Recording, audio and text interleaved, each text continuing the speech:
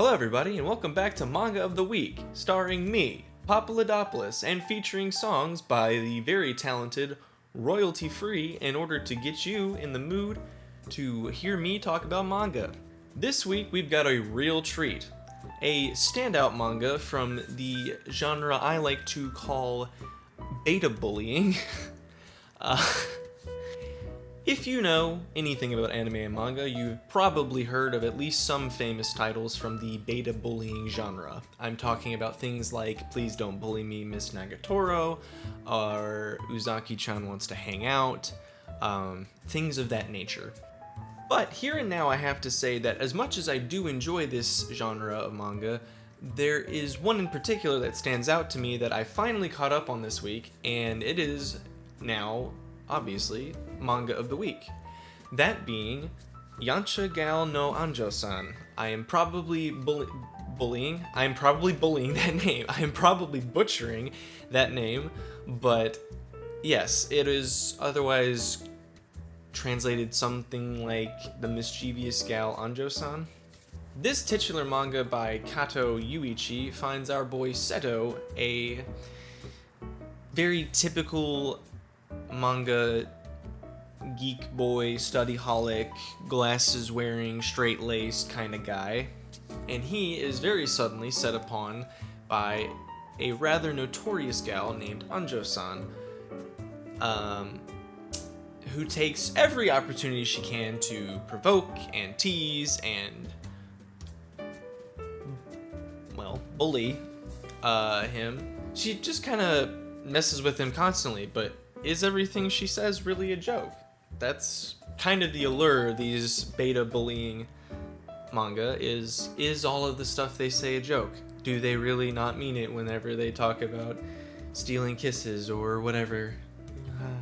So obviously, that kind of question keeps popping up in both Seto and the reader's minds as the story just kind of bumbles about, much like the protagonist. I personally love this manga. It does a really good job of balancing the bullying and the character development much better, I would say, than some of its more well-known peers in the genre, some of which I mentioned earlier. I actually consider this one my number one pick if you were going to get into the beta bullying genre. Anyway, along the way you meet more and more side characters, namely Seto and Anjou's friends, and you kind of watch them as they see Anjou and Seto getting along better and better, and you see them start to develop both in life and in love, and Anjou and Seto start to think more about not just themselves. It's a very delightful coming-of-age story at the end of the day, which is not something you would expect when you first start the series. To me, it's really cool to see a manga or anything, really, any story, movie, whatever, evolve from simple to complex, and you get to see that not only with the story in this particular manga, but you also get to see it with the author's or the mangaka's art style. He really fleshes out his art style from where it started until where it is currently ongoing. And to me, it's very impressive to have watched that evolution over the. It's probably been like a year and a half since I picked it up. Yeah.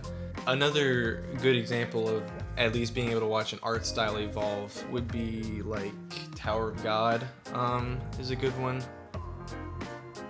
Tower of God has a very impressive art style shift as it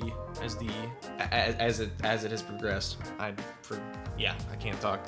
Now, all that being said about character development and art style and whatever, I have to already kind of come to a conclusion about this one, because if I say anything else, it kind of just spoils the manga, because there's just so much that goes on, especially whenever it starts developing side characters and stuff like that, that I really just can't get into because it would spoil the coming of age. Part of the joy of a coming of age story is seeing it from beginning to end without knowing where they're starting out.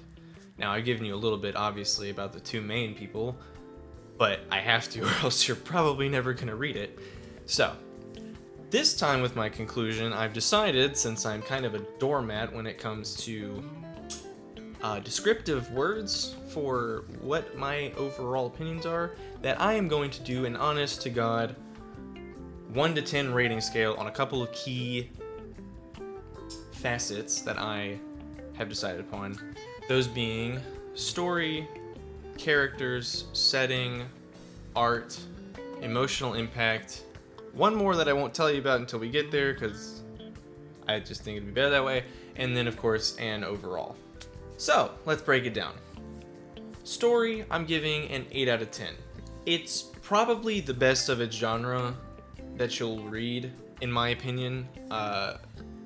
However, it's kind of a niche thing to get into, especially if you do not like weak male characters. So that's why I'm knocking it down. Characters, I'm giving a 6.5 out of 10.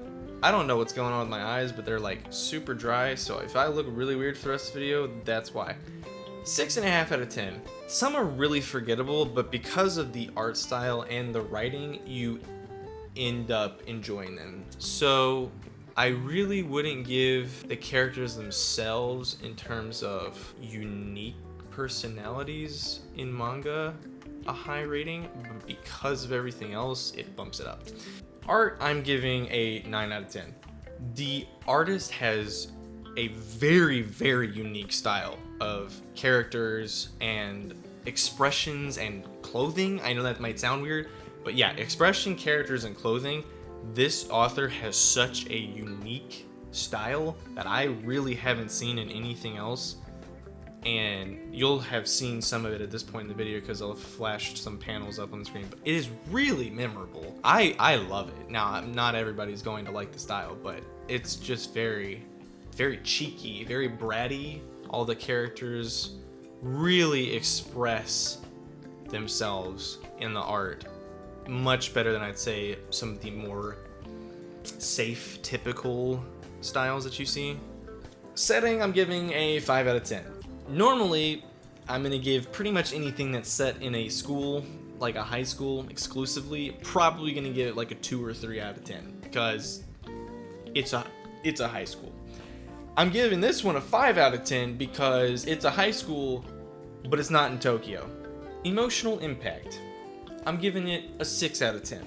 This manga is focused on the lives of 2 teenagers in particular, one of which, via the others, being torn emotionally all kinds of different ways, which is the premise of the manga.